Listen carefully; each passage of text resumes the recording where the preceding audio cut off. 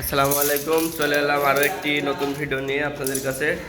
দেখতে পাচ্ছেন আমরা একটা তিনতলা প্রজেক্টের বিল্ডিং ধরেছি। তো আমরা আপনাদেরকে দেখাই, আজকে দেখাবো বোর্ডের মাপ, কোন বোর্ড কত ইঞ্চিতে দেওয়া উচিত। তো ভিডিওটি দেখতে থাকুন, সাথে থাকুন। এই দেখেন ডিবি বক্সটা আপনারা লিনটেনের নিচে দিবেন, যেন এটা হাত দিয়ে অফ অন করতে পারেন। ইমার্জেন্সির সময় এটা কাজে লাগবে।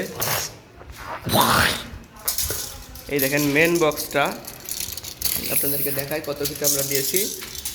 এই দেখেন 54 ইঞ্চিতে মিডিল করবেন আপনারা, তাহলে কিন্তু সুন্দর হবে। আর এটা ওয়াল থেকে আপনারা 8 ইঞ্চি বা 8.5 ইঞ্চি দিলেই হবে। এই রুমেরটা আপনাদেরকে দেখাই। এই দেখেন বোর্ডটা সাইড থেকে 8 ইঞ্চির ভিতরে দিতে হবে, আর নিচ থেকে 54 অথবা 55 ইঞ্চিতে আপনারা দিয়ে দিবেন। এই দেখেন 54 ইঞ্চি আমরা দিয়ে দিচ্ছি।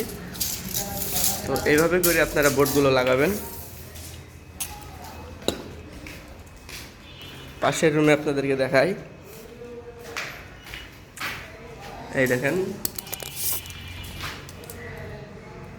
7.5 8 এই লেভেলে দেওয়া আছে।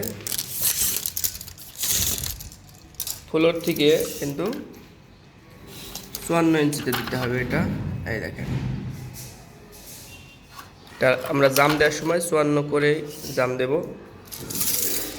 আর খাটের বোর্ডটা আমরা সব সময়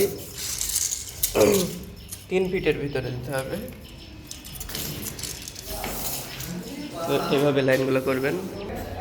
এই দেখেন এখানে রাইস কুকারের বোর্ড দেওয়া হয়েছে, দেখতে পাচ্ছেন। যারা পাইপ পাইছে দেখেন ওয়াল কোথায় আর কোথায়, দেওয়াল কোথায়।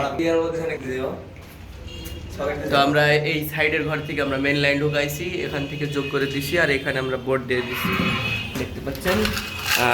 সাইড থেকে 7 থেকে 8 ইঞ্চি আর মেন থেকে 54 ইঞ্চির ভিতরে দিবেন আপনারা, তাহলে কিন্তু সুন্দর করে কাজগুলো হয়ে যাবে। আজকের ভিডিও এই ছিল। এই দেখেন এটা হচ্ছে খাটের বোর্ড, এখানে খাট সেট হবে। খাটের বোর্ডটা এই দেওয়ালের মিডিল 15 ইঞ্চি মিডিলে হবে। আর আমরা 3 ফিটের ভিতরে নিচ থেকে ফ্লোর থেকে 3 ফিটের ভিতরে রাখবো, কিন্তু দেখতে পাচ্ছেন। এভাবে কাজগুলো করবেন। ধন্যবাদ সবাইকে। ভিডিওটি যারা দেখছিলেন লাইক কমেন্ট অবশ্যই শেয়ার করবেন। আর এইটা হচ্ছে সিঁড়ি রুম, 3 তলায় লাইন গিয়েছে, এখান থেকে আমরা যোগ করে দেবো। পাইপগুলো এখনও সেট করা হয়নি।